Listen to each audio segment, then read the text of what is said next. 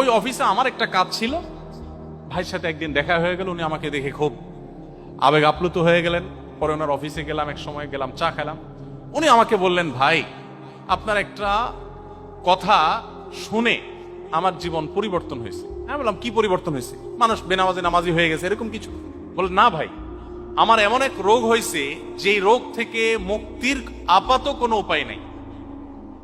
দেশে দেশের বাইরে বিভিন্ন জায়গায় চিকিৎসা করে আমি নিরুপায় হয়ে গেছি এবং নিরাশ হয়ে যাওয়ার পর্যায়ে চলে গেছি। সবাই বলে দিছে যে না, আপনার আর সুস্থ হওয়ার কোনো সম্ভাবনা নাই, যে কদিন বেঁচে থাকেন ভালো মন্দ খান।